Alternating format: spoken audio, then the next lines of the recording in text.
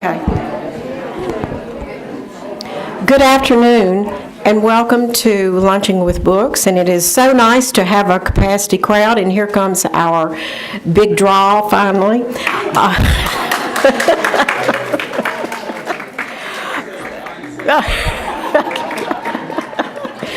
But anyway, there are just a few announcements. One is that we will have a book sale September the 1st here at the library. If you've never been, you can come and pick up probably a first edition and find wonderful books to read. So I hope you will take advantage of that opportunity. Also, we will be having Tupelo Reads here at the library next month. And the people who started this wonderful, wonderful program and support the library in every way, Jack and Lisa Reed, are the ones. This was their idea, and he's going to tell you about it. Well, good morning. It's wonderful to see such a great crowd here for such a great program. And y'all, I won't take too much time, but I do want everybody to put this on your calendar because this Tupelo Reads event has just grown and grown and grown. It just gets better every year, and we got a great committee. It's not just Lisa and me, certainly, and certainly it's Lisa more than me. But the date is September the 19th. It's that Wednesday, September 19th, and it's Rick Bragg. Rick Bragg, who has written there are people all over the country that are begging to get Rick Bragg to come after this book. Let's see, I don't have a copy of it here, Jeff. We've got some around, but it's. Thank you, Jamie. The Best Cook in the World: Tales from My Mama's Table, but it is not just a cookbook. In fact, it's the farthest thing from it. And the people who have read it, I've had really already just numerous, and a lot of men, interestingly, already have told me what a great book it is. So it's not just a cookbook to get recipes from, but he is at the height of his storytelling capacities. And if you've heard him before or read any of his books, All Over But the Shouting or Ava's Man or these other short stories, they're really, in my opinion, since Willie Morris is gone, Rick Bragg is the best storyteller in America now, and he's coming to Tupelo, and it's free. But it's that Wednesday at 11:30. It'll be downstairs, of course. So come get a seat downstairs. There maybe if it's really crowded, there may be seats upstairs. But he's coming. He's also that morning. He's going to be at the high school talking to the Tupelo High School English students, like the authors do every year. And the evening before, there'll be a party, a little fundraising party at Romy's Grocery, and if we don't have the tickets yet available right now, it'll be around maybe $30 or $35, but they'll be fixing recipes from that cookbook. And so for the moment, Jeff will have this information as soon as we get the tickets ready, but in the meantime, if you want to reserve a couple of tickets, you can just call me at Reed's store, and I'll just put a list down, and then when the official list gets going, you'll already be on there. But there'll be a bluegrass band. If you're Episcopalians and you've heard the bluegrass band that performs sometimes at the Episcopalian Church, they are terrific, and they're going to be playing that night. So we'll just have a kind of a Appalachian, Alabama party at Romy's, and that's the night before. That's the 18th. So I hope everybody will come. We are really, really excited about it. It probably won't be quite as good as today's program, but it'll be a good one. And so thank you all for supporting this in the past. Lisa, if I've forgotten any, I've covered it. Wow, that's great. Okay, well, look forward to seeing you all next month. Babe, thank you.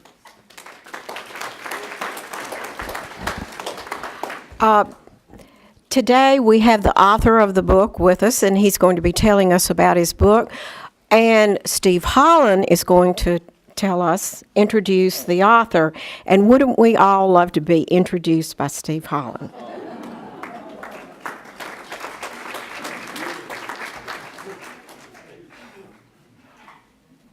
Oh, babe, your mom and daddy taught you so well.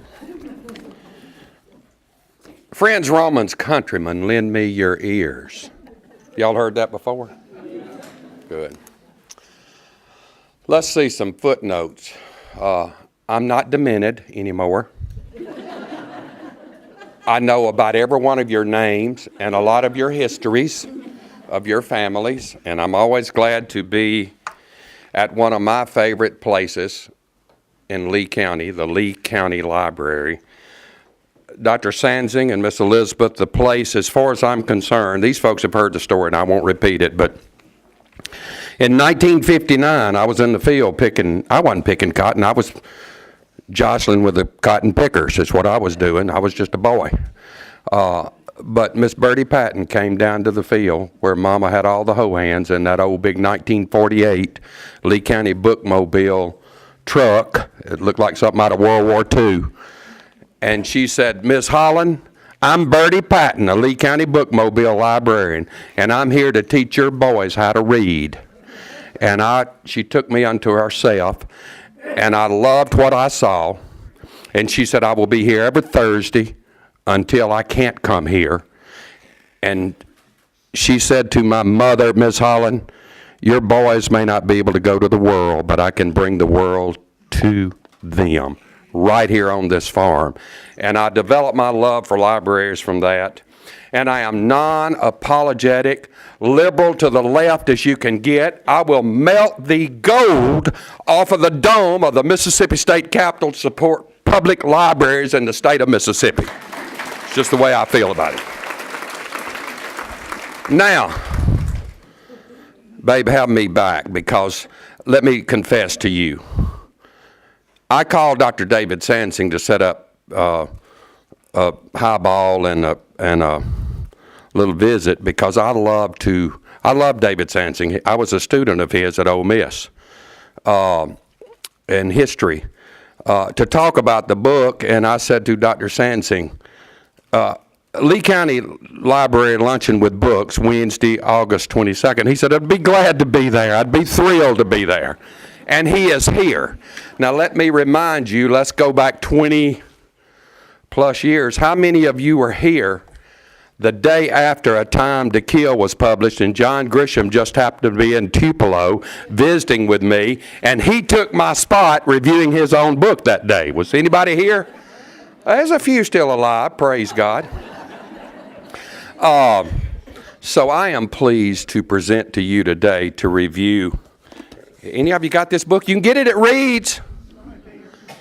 You got it here? Oh, okay.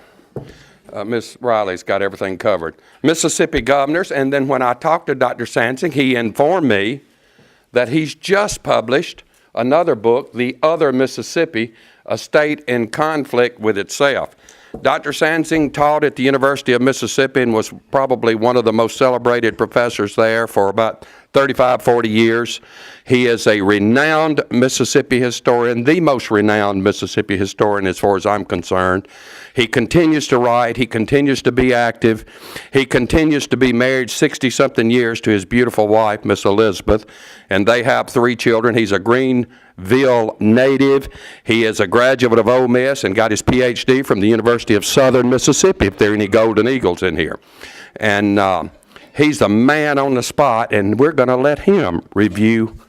As a matter of fact, what could I tell a former professor? He can do what the heck he wants to. Dr. David Sansing.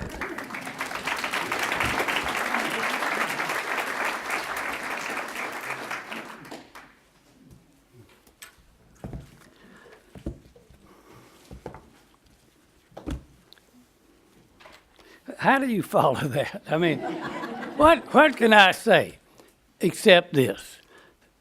I have taught at the college level about 50 years. That guy right there is one of my all-time favorite students.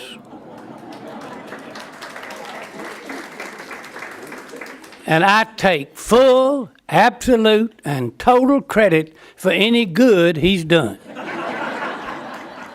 I absolutely deny any involvement in all the bad that he's done.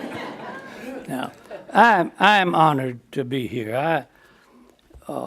If I didn't live in Oxford, I'd probably live in Tupelo. It is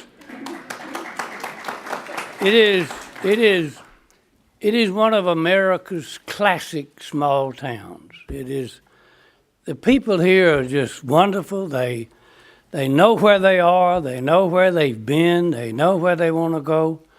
And this right here, this kind of display is an indication of just what kind of town it is. And I am so honored and pleased to be here. Now,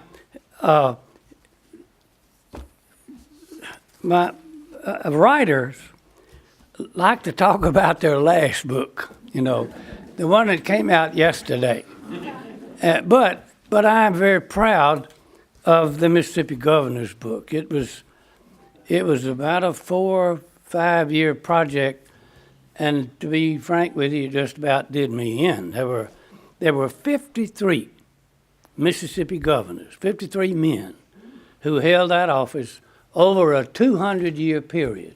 It's a bicentennial history of the Mississippi governors. And I thought when I started it would just be a matter of, just getting when they were born, where they lived, what they did, and when they died. But when I was started writing this, and one governor, he was early in the research, and I finished the biography of him, used all the normal sources that a scholar would use, and I just happened to run into a letter in the Mississippi Department of Archives and History. And he was writing to the director of the Department of Archives and History, who was doing a biographical sketch of this governor that would go in the Mississippi Blue Book. The letter went something like this. He says, "Dear Mr. So-and-so, I gave you the wrong name of my wife's maiden name." He said, "Please correct that as soon as possible. It's the only thing that'll save me." Now, I had a mathematician friend of mine who, I said, "I want you, out of these 53 governors and this 300 pages, I want you to just estimate the number of facts and figures and dates and details that are in these biographical sketches of these 53 governors." He called me back and said, "David, it broke my damn computer." He said, "There ain't no way you got them all right." He said, "That's what I was so concerned with, because I didn't want the great-grandson of some governor to say, 'Professor, my great-great-granddaddy was not born on a Tuesday. He was born on a Wednesday.'"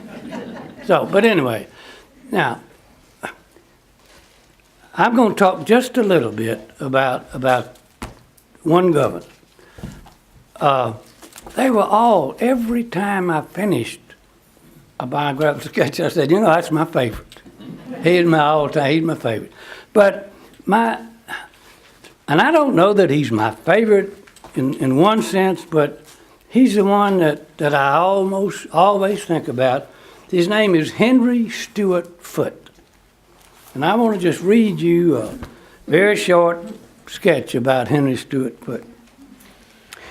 Henry Stewart Foote was a peripatetic politician who lived, held, or sought public office in Virginia, Alabama, Mississippi, Texas, California, Tennessee, Louisiana, Washington, D.C., New York City, England, and Canada.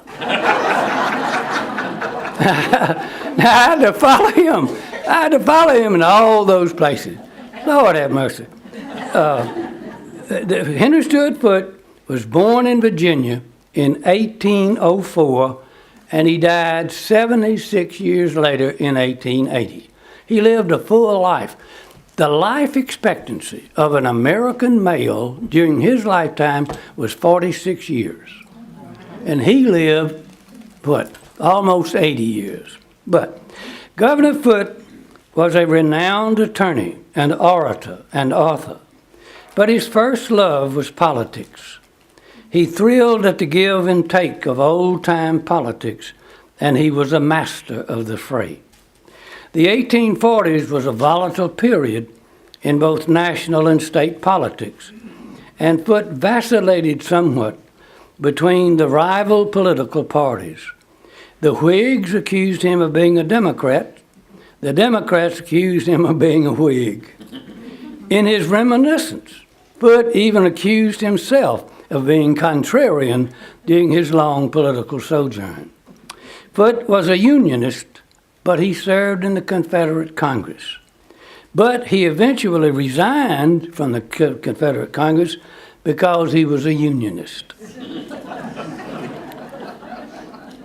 Henry Stuart Foote's senatorial career was blusterous and predictable. On Christmas morning in 1847, at a boarding house in Washington, D.C., he had a fist fight with Mississippi's other senator, Jefferson Davis. One correspondent wrote that the only thing Foote prized above his own political success was the political failure of Jefferson Davis. Governor Foote's long and turbulent career spanned more than half a century and took him from the pinnacle of power in the United States Senate into disgrace and exile in Canada. However, as Mr. Faulkner said, Foote not only endured, he prevailed. At the end of his illustrious life at age 76 in 1880, he was superintendent of the U.S. Mint in New Orleans, coining gold for the reunited States of America that this Southern Unionist loved so well. The now happy warrior's voice was not what it used to be, but his mind was agile, and he could sit still, he could not sit still or stay quiet. On May the 9th, 1879, he delivered a rousing speech at the Mississippi Valley Convention at Vicksburg. Foote was already known for his support for women's suffrage. And in that speech, he denounced racial discrimination and demanded fair treatment for all African Americans. Now, in addition to his legal and political achievements, Henry Stuart Foote authored 4 highly regarded books that included Casket of Reminiscences, a really wonderful reminiscence, and Bench and Bar of the South and Southwest, which is a biographical directory of Southern lawyers. These 2 books are still in print and are frequently consulted by contemporary historians. I have quoted both of them in many of the books I have written. Now, listen to this. You gonna listen to me? Among Foote's distinguished descendants are Governor William Forrest Winter, one of Mississippi's most renowned statesmen, and writer Willie Morris, one of Mississippi's favorite sons. Now, wouldn't you be proud of that? Now, if you don't mind, I'm going to switch kind of drastically to my latest book, and I'm going to say this. It may not be my last, but I enjoyed writing this book more than any other book I've ever done, mainly because it took my whole life to do it. This is a collection of 27 articles and speeches and favorite chapters in other books that go all the way back to my first public lecture. The Other Mississippi is a book about people that really matter. I can't even get the right number. Here it is.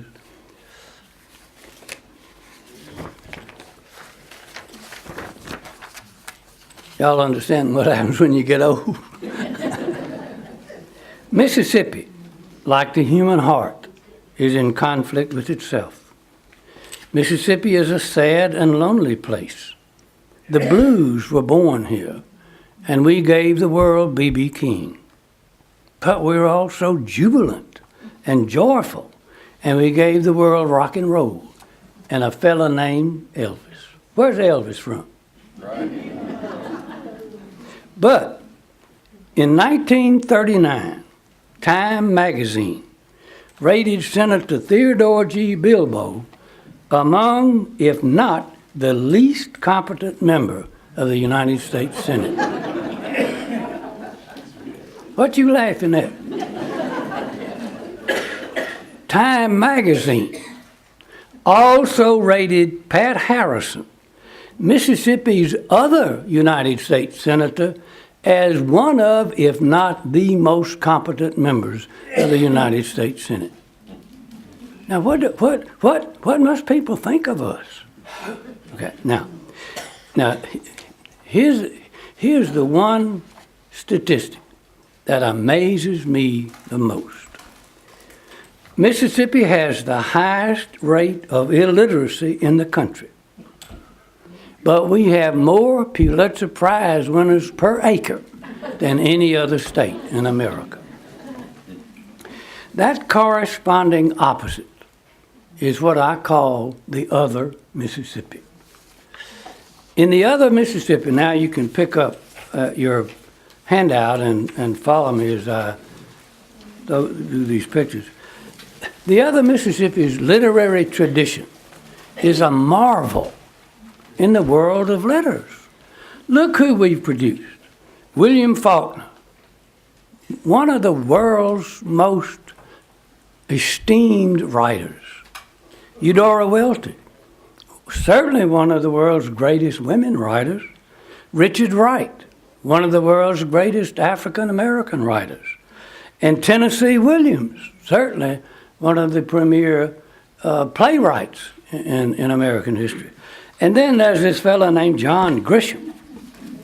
John Grisham has sold more than 300 million copies of his book. Now, I don't think there's no way I'm going to sell that many copies of this book. But y'all help me now, all you can. Now,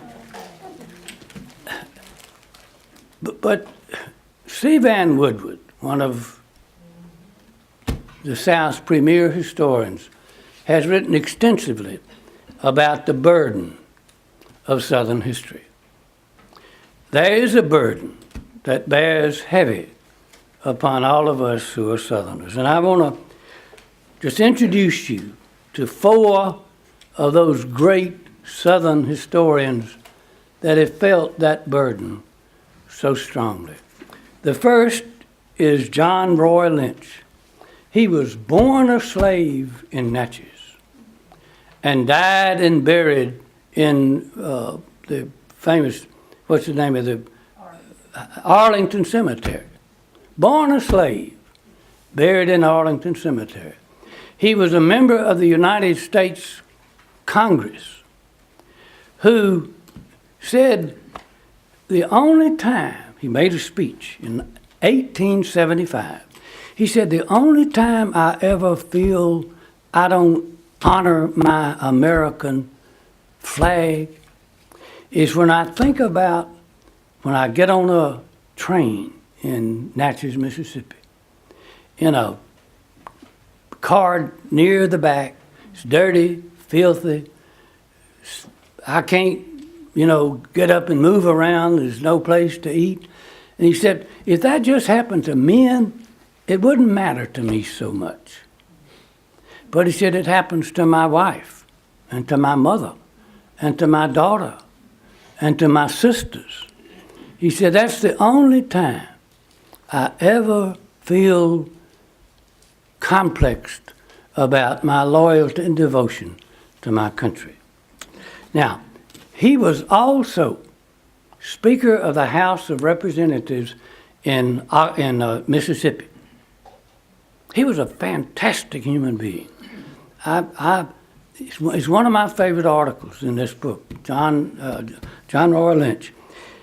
When he was Speaker of the House of Mississippi in 1872, he gerrymandered Mississippi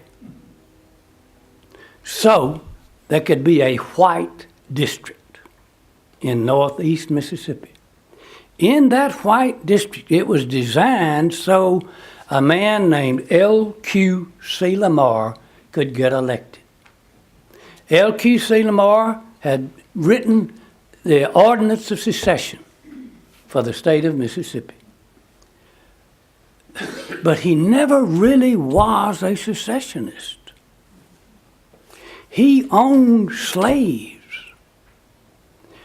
but he never really did believe in slavery.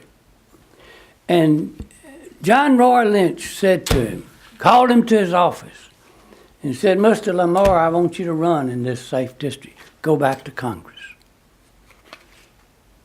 Lamar did, and he was elected, and his majestic career was born again. Now, L.Q.C. Lamar, in 1874, delivered a eulogy for that famous Massachusetts abolitionist named Charles Sumner. Charles Sumner's colleagues from Massachusetts asked Lamar to deliver that speech. Lamar delivered that speech, and the San Francisco Argle, a newspaper in San Francisco, referred to that speech as the burial of the bloody shirt and the beginning of the reconciliation between the North and the South. That man, L.Q.C. Lamar, became a member of the United States Supreme Court. And many people wanted him to run for president, but he did not. Now, look at the bottom two people on that page. How many of you have heard of Elizabeth Taylor Greenfield? Raise your hand. How many of you have heard of Sally Eola Renault? Okay, one person. These are two other Mississippi women that are absolutely remarkable. Elizabeth Taylor Greenfield, the Black Swan, was America's first great diva. She was born a slave in Natchez, Mississippi. When she was 29 years old, she sang a command performance for Queen Elizabeth of England in Buckingham Palace. Now, can you believe that? All right, Sally Eola Renault. She was a white person in the South who did not belong to the slaveholding class. In fact, more than half, about 70% of white people in the South did not belong to the slaveholding class. Now, she was a school teacher who advocated the establishment of a state-supported college for women. There wasn't a state-supported college for women in America. Not one. Sally Eola Renault was so far ahead of her time. When the Civil War started, she wrote a letter to the governor and said, Dear Governor Pettus, we need to establish a medical corps for the Confederate Army. I think it ought to be all women. I think we ought to have a nursing corps for women in the Confederate Army. They ought to be uniformed, and for their protection, they ought to have sidearms, and they ought to be paid the same as the men soldiers. Now, you know, that was how far ahead of her time was this young girl, Sally Eola Renault. She's one of those other Mississippians that I want you to know about. Now, in Mississippi, books and people really matter. You know how I know that? because you are here at a book signing. You're here at a library that has enriched and enlarged this community. But look, I'm going to just look quickly, go down to the bottom. Well, no, the up in the left-hand corner, this is James Silver, James Wesley Silver, a Mississippi historian and professor of history at Ole Miss. When I went to Mississippi, Ole Miss in 1970, I had the unbelievable honor of occupying his office. They gave me his office, and I stayed there. Jim Silver wrote and published in 1963, Mississippi, the Closed Society. That book helped open up Mississippi's closed society. And look at this next book, it's Bill Waller. It's not so much the book, but the person, the people that matters. In 1964, Bill Waller was the district attorney in Hinds County. In 1964, he filed murder charges against Byron D. LeBeckwith for his murder of Medgar Evers. That was the first time in the modern era, that a white person was tried for committing murder or any crime against a white person. Now, look at the next one, Mississippi, the Closed Society. That was a high school textbook. Now, what is a high school textbook doing on a page with books that really matter? The state textbook committee rejected that as a high school textbook. They said, no, we're not going to use that. It's too modernized. It talks about blacks and whites and the rights of all citizens.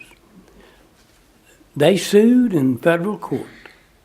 The court ordered the Mississippi Textbook Commission to adopt that book and print it and put it, to allow it to be printed and put in the public schools. That book, Mississippi, the Closed Society, completed what Mississippi Conflict and Change. That's the title of it. It extended what Mississippi, the Closed Society had done. Now, please forgive me, but look in the upper left-hand corner, the right-hand corner. That's Carol Waller. She was the first lady of Mississippi in 1972 to 1976.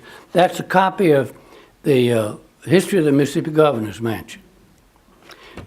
Carol Waller, First Lady Carol Waller, asked me, a young, unknown history teacher at Ole Miss, to come to Jackson, to move to Jackson, and help her write this history of the Governor's Mansion. Boy, I ran down there. Yeah, and let me just quickly give you one other thing. She wanted me to interview former First Ladies. She found out that Mrs. Theodore G. Bilbo was still living in Florida. She arranged for me to go and have an interview with Mrs. Theodore G. Bilbo. She was 99 years and 4 months old. 99 years and 4 months old. When I went into the house, her son, Theodore G. Bilbo Jr., who was a retired Army colonel, called me over to the side. He said, now, Professor, I don't want you to talk to Mama about the women. You know, Bilbo was just notoriously, infamously unfaithful to his wife. And I said, well, okay, I won't. You know, I'm disappointed. I wasn't in that interview 5 minutes until Mrs. Bilbo said, you know, Professor, Mr. Bilbo loved the women and the women loved Mr. Bilbo.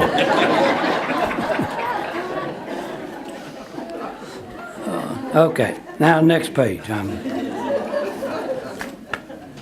Now, in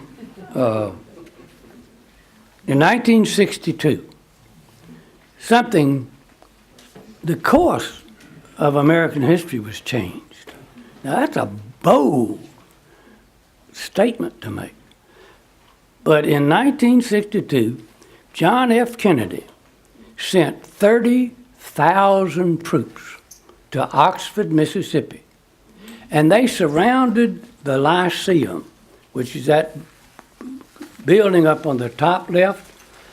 On the night before his registration, there was a riot that killed 2 people, and they surrounded this Lyceum, and it was a bloody long night. Willie Morris says the Oxford riot against Meredith's admission was, look what he said, it was an echo of the last battle of the Civil War. And it was indeed an echo of the last battle of the Civil War. Now, James Meredith graduated in 1963. He is one of the most devout alumni Ole Miss has got, or he's ever had. Look at it. In 2013, he received an award from Harvard Magazine for his major contribution to the history of public education, especially higher education in America. Look what he was wearing, an Ole Miss shirt and an Ole Miss cap. Now, again, please forgive me for showing you this picture on the lower left. In 1972, I was a sophomore professor at Ole Miss, and I didn't have any better sense. This was the 10th anniversary of Meredith's admission. I was talking about it in one of my classes, the Mississippi history class one day, and this student said, hey, let's get Meredith to come talk to our class. I said, are you kidding? He said, no. So I invited Mr. Meredith to come to my class on the anniversary of his admission, 10th anniversary of his admission to Ole Miss, and that had a picture taken, and that's me and him, and 2 of my sons are in the background. You can't see them, but this young guy in the striped shirt, he is a full professor at Missouri University of Missouri, where he teaches in the journalism department. And he says, every once in a while I proudly take this picture out and show it to my students. Now, James Meredith has written a history of his admission to Ole Miss and published that in 1966. It's really, really worth reading. James Howard Meredith has not received to any degree his national significance in changing American history. I am, for one reason, because he's from Mississippi. Who in the hell cares about what happens in Mississippi? Or when it happened, especially if it happened a long time ago, you know. But he is a major player. In fact, his admission to Ole Miss began the transformation of the University of Mississippi. The university today bears little resemblance, either physically or educationally, to the Ole Miss I went to in 1970.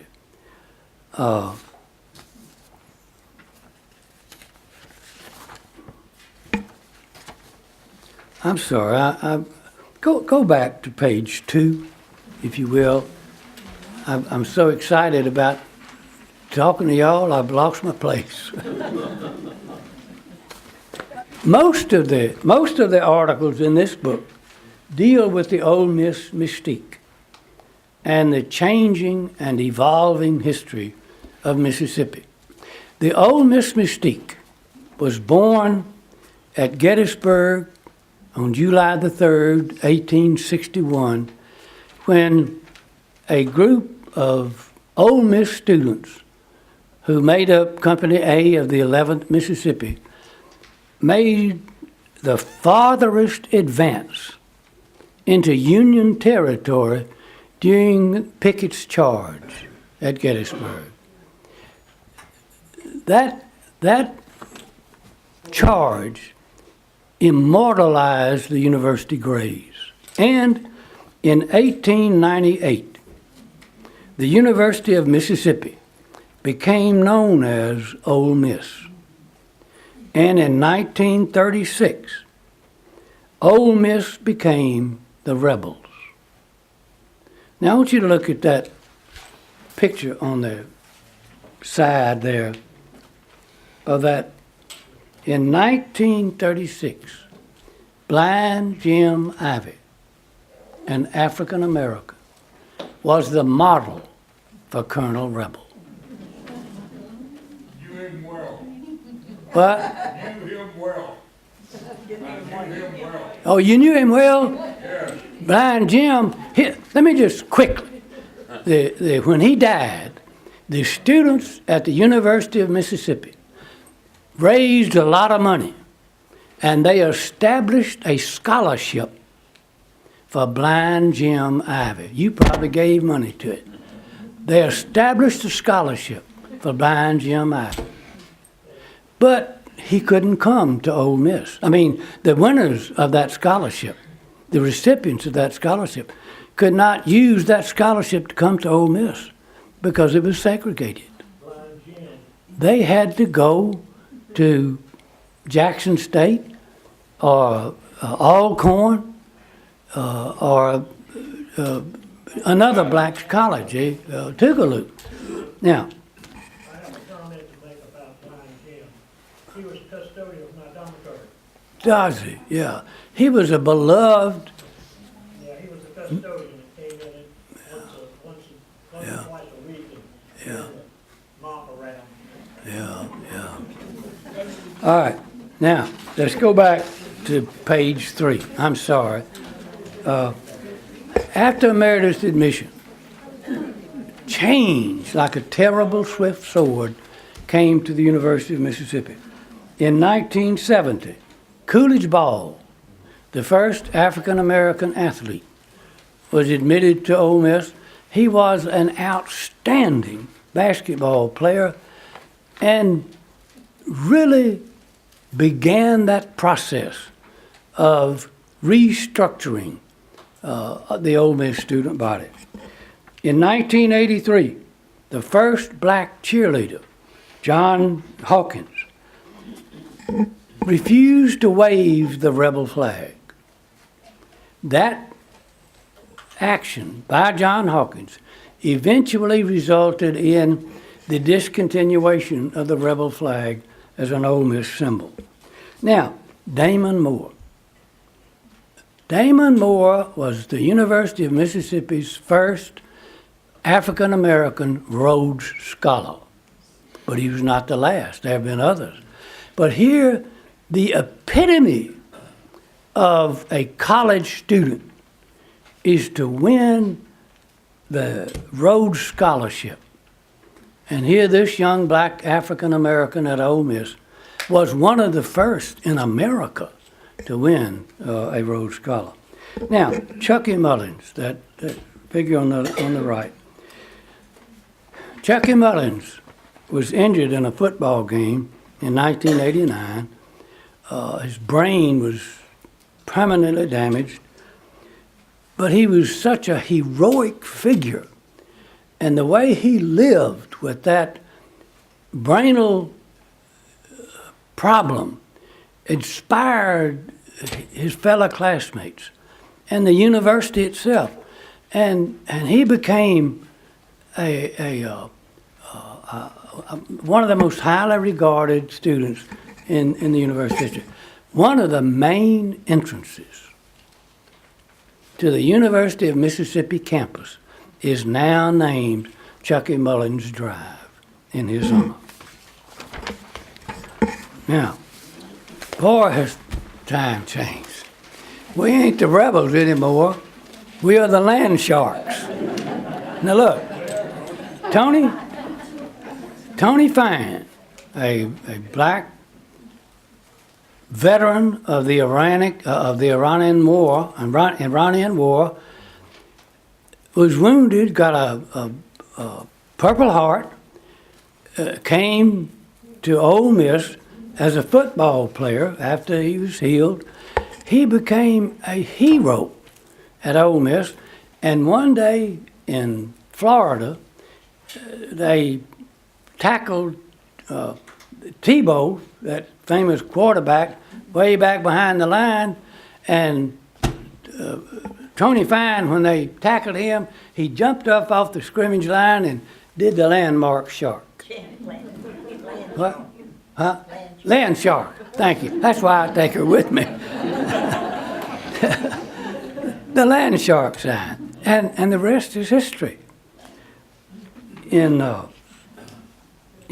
2017, last year, the student body at Ole Miss renamed the mascot to Tony Fine Land Shark, and voted by an 81% majority to adopt the land shark in place of the colonel, the bear, the rebel bear, who was never, ever popular at the University of Mississippi. Now, this, in the page 4 over in the right-hand corner, that's what the Ole Miss mascot looks like. And that's a little icon just up above him. Now, how this will go over, we really don't know. It's just, we haven't had a football season yet with the land shark as the mascot. But look down at that last 4 or 5 pictures. The other Ole Miss and its troubled history. Now, I don't have to tell y'all, ain't nothing easy in Mississippi. I mean nothing. And for all the good change and all, look, one of the 2 or 3 most significant positions on campus is the Ole Miss Legal Counsel. This year, the University of Mississippi retained an African-American lawyer with a degree from Tougaloo and a summa cum laude degree from the Ole Miss Law School, who has a tremendous legal experience. She is now the legal counsel of Ole Miss. Someone asked me, he said, how does she rank in the level of Ole Miss positions? I said, well, the chancellor is the highest. The athletic director is ranked second, number 2, and the legal counsel is number 3. Now, look in the middle. That beautiful young black lady was voted the most beautiful at Ole Miss. She was the most beautiful in 2017. She entered the Miss Mississippi pageant and was named Miss Mississippi. And she is now going to be in the Miss America pageant. And she is one of ours. She is an Ole Miss co-ed. Now, look down in the lower left corner. Dr. Noel Howell Wilson. She is chairman of the Department of History at Ole Miss. She is a PhD from Harvard. She teaches Japanese history and Far Eastern studies at Ole Miss. Now, I never thought I would ever see a Japanese-speaking chairman of the Department of History. That's how much we've changed. That's how dramatic the university is. No longer a small state university hidden away in those hallowed hills of North Mississippi.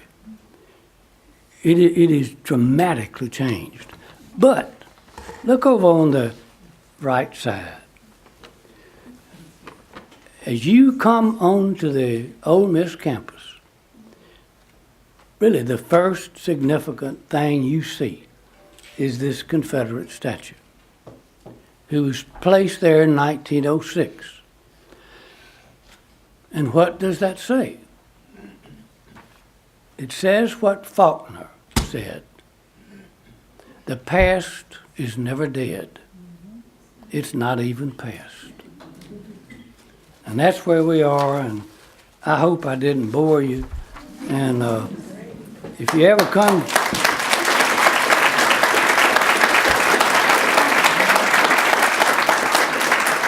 If you ever come to an Ole Miss football game, my family and I tailgate right beneath the Confederate statue. We've been tailgating there for 45 years. We would love to have you. Thank you so much. I enjoyed being with you.